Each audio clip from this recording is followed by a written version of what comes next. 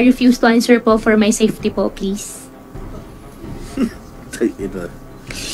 Actually, Hindi ko po alam, pero alam ko po wala po siya dito. Sa pagkakaalam mo, nasaan? Hindi ko po alam, Sen. Paano ka kinontak? Nag-usap po kami. Paano siya nag-facilitate nung pag-alis mo?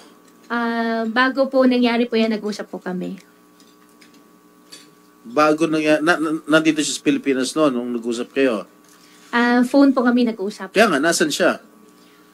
Hindi ko po alam exactly asan po siya doon. Are you sure walang Pilipino, walang government official na tumulong sa pag-eskapo mo rito sa ating bansa? Sen, wala po. Walang Pilipino. That's impossible.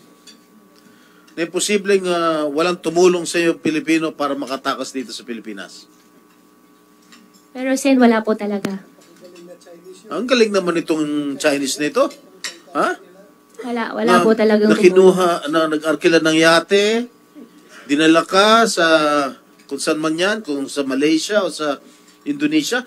Itong tao lang ito nag-facilitate sa'yo na walang tulong ang mga Pilipino? Wala pong tumulong, wala pong nakatulong po na Filipino po, Sen. Sinungaling ito. Itong pangalan na sinulat mo, ikaw ba humingi ng tulong sa kanya o kusa siyang tumulong sa'yo? Humingi po ako ng tulong po. Actually, hindi tulong po yung hiningi ko po sa kanya. Ano hiningi mo? Actually, to be exact, medyo pinagsalitaan ko po siya na hindi maganda. Ano yun? Ano yung hindi magandang pinagsalitaan mo sa kanya? Sen, kung kailan po, hindi ko po talaga siya pwede i-disclose po sa public. Bakit mo siya pinagsalitaan ng hindi maganda tapos siya tumulong sa'yo, nag-facilitate ng transport ng pagtakas mo rito sa Pilipinas? Opo, Sen. Hindi ko lang talaga siya pwede i-discuss hindi po nga, sa public. ang tanong ko sa'yo, pinagsalitaan mo siya na masama, pero siya ang nag-facilitate nung pagtakas mo rito sa Pilipinas. Kung pinagsalitaan mo siya ng masama, siyempre ako, pag pinagsalitaan mo masama, hindi na kita tutulungan. appreciate the presence of Sen. Grace. Salamat po. Yes. Alice, Okay. SP Pro Tem una and then Sen. Bong.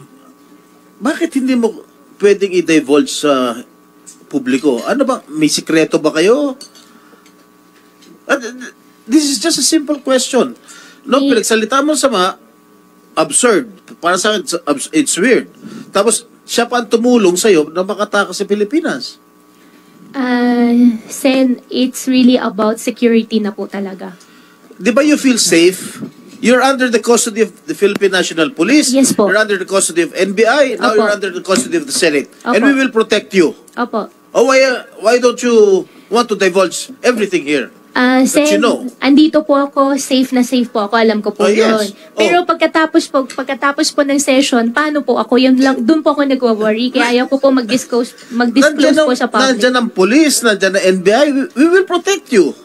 Just as long as you tell the truth. At saka Miss Alice, yung papel, yung pangalan na sinulat mo sa papel, actually lumabas na yung pangalan niya sa hearing eh. Tinanong ko na kayo tungkol sa taong yan. Nasaan ba siya ngayon? As of today, hindi ko po alam na saan po Nasa siya. Taiwan, Madam Chair. Okay, SP Pro. Cyprus, Dominica, tsaka Cambodia. He's a holder of 5 passports. And based from the information I received, he's now in Taiwan.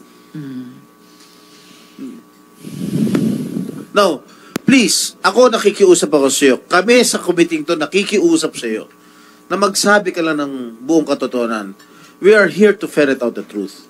The whole truth and nothing but the truth. Yung tanong ko lang sa iyo, napakasimple. Sino ang humingi ng tulong? Ikaw ba humingi ng tulong dito sa taong yung pangalan sinulat mo? Sige na.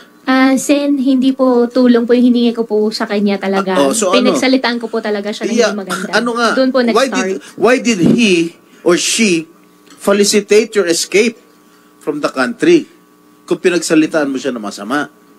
Yun lang naman eh. Bakit siya nag-facilitate? Siguro po dahil isa na rin na sa tingin ko lang po, no, baka nagigilty na rin po siya. Huli lang po. Nung bandang huli, marami na rin po ako narinig. Ano yung mga narinig mo? Sen, I refuse to answer po for my safety po, please. Actually, dahil nasabi mo na sa amin na hindi na kayo good nitong taong ito, and in fact, sagot mo kay SP Pro Temp, isa siya na nagbabanta o parang nagbabanta sa iyo, all the more. Dapat sabihin mo yung lahat ng totoong alam mo, ginawa niya, para yung proteksyon na ibinibigay na ng PNP, maaring ibigay ng NBI, ibinibigay ng Senado, ay yan ang proteksyon mo laban kahit sa taong iyan.